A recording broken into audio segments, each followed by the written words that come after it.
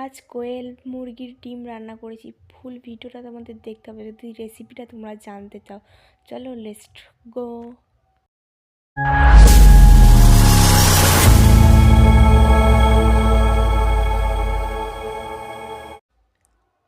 Hello guys, তোমরা সবাই কেমন আছো? আশা করছি সবাই খুবই ভালো আছো, আর আমিও খুবই ভালো আছি। তো বাবা বাজার থেকে এসে আমাকে বলছে শিল্পর দিকে তাড়াতাড়ি আসো। তো আমি বললাম এগুলো কী বাবা? বলছে কোয়েল মুরগির ডিম। তো তোমাদেরকে আমি দেখাচ্ছি, দেখো। আমি কখনো ট্রাই করিনি বা খাইও নি। তো যাই হোক, তোমাদের সামনে আজকে আমি খাবো এবং রেসিপিটাও শেয়ার করে দিয়েছি। সত্যি বলছি, খেয়েছি তো আমরা, খুবই দারুণ টেস্ট।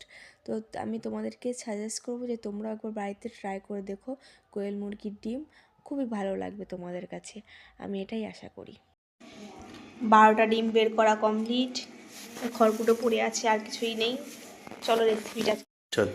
তো এখন এই ডিমগুলো এটার ভিতরে দিয়ে দেবো সেদ্ধ করার জন্য। এই দেখো কোয়েল পাখির ডিম। তো ফার্স্ট আমরা ট্রাই করবো, কারণ আমি কোনোদিনও খাইনি। তুমি খেয়েছো? না, আমিও খাইনি। আমার বড় খাইনি, আমরাও কেউ খাইনি, ফার্স্ট ট্রাই করছি। 12টা মোট ডিম আছে। চলো দিয়ে দিই সব কটা। আর নিচ থেকে একটু দেখো কাছে।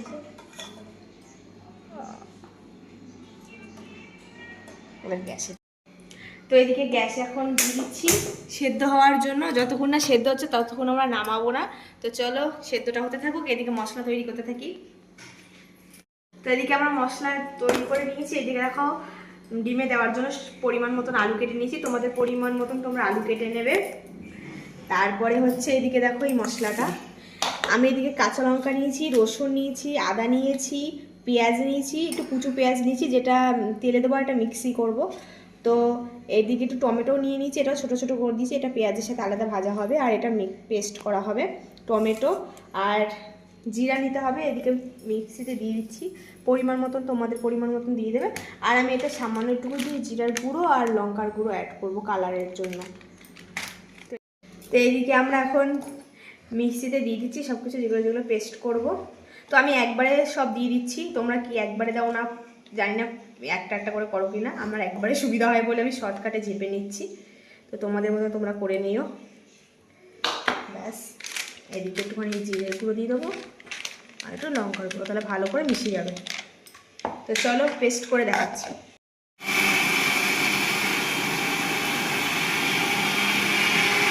আমাদের ডিম সেদ্ধ হয়ে গেছে, তো এখন ছুলবো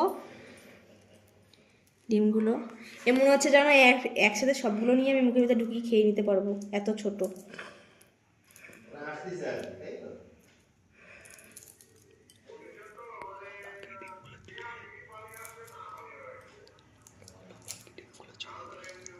বাকি ডিমগুলো ছুলে নিই, তো দেখা হচ্ছে তারপরে। আমাদের সব কটা ডিম ছুলা হয়ে গেছে, তো এটা লাস্ট ডিম। তো চলো এটা ছুলে নিই, তাহলে হয়ে যাবে। তো কড়াইটা একদম পুরো গরম হয়ে গেছে, এখন তেল দিয়ে দেবো।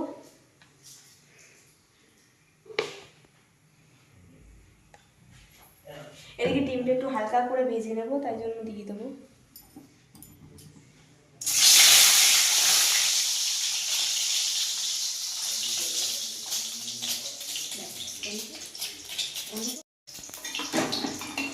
ভাজা হয়ে গেছে, এখন নামিয়ে নিচ্ছি। এরপর আলুটা ভাজতে হবে হালকা করে।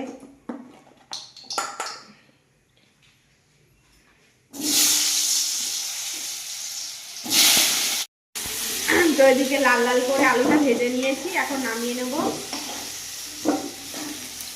এরপরে মশলাটা ভাজতে হবে। তো এদিকে এখন পেঁয়াজ কুচি আর টমেটো কুচি যেগুলো রেখেছিলাম দেওয়ার জন্য ওইগুলোই দেবো। এইগুলো একটু হালকা লাল লাল করে ভেজে নেবো।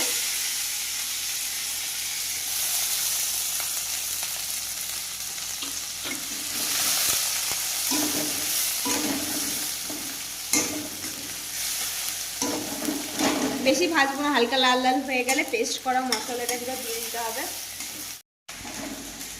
ওইদিকে দেখো লাল লাল করে ভাজা হয়ে গেছে, তখন পেস্ট করা মশলাটা দিয়ে দেবো। এই যে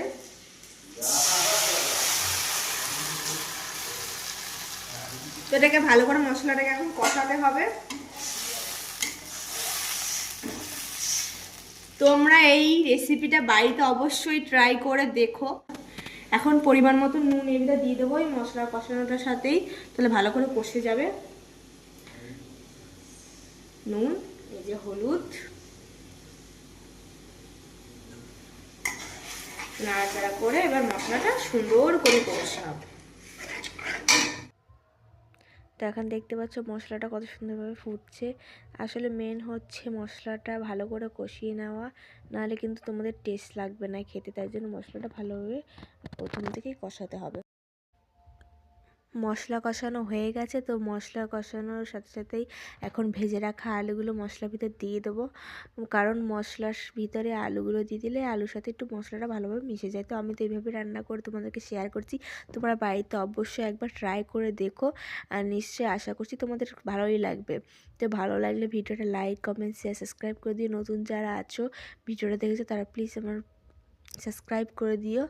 তো ভিডিওটা তোমাদের কেমন লেগেছে কমেন্ট করে অবশ্যই কিন্তু বলবে আমাকে।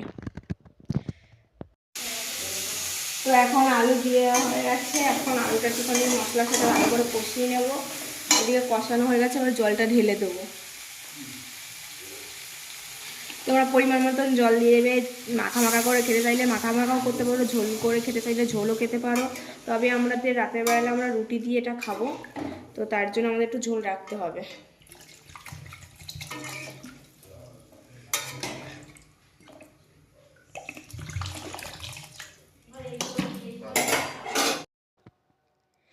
এবার আমার ঝোলটা ফুটতে আরম্ভ করে দিয়েছি, এবার ডিমগুলো দিয়ে দেব।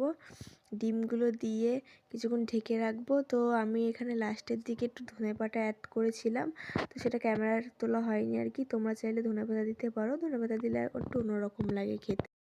এখন গরম মশলা দিয়ে দিচ্ছি, তরকারি মনে হয়ে গেছে। চলো এবার নামিয়ে নেওয়া যাক। তোমাদের সামনে কোয়েল মুরগির ডিমটা আমি শেয়ার করেছি রেসিপিটা, তো তোমাদের ভালো লাগে লাইক করে দিও। তো আরও নতুন ভিডিও অনেক আসবে, তোমার পাশে থেকো। টাটা।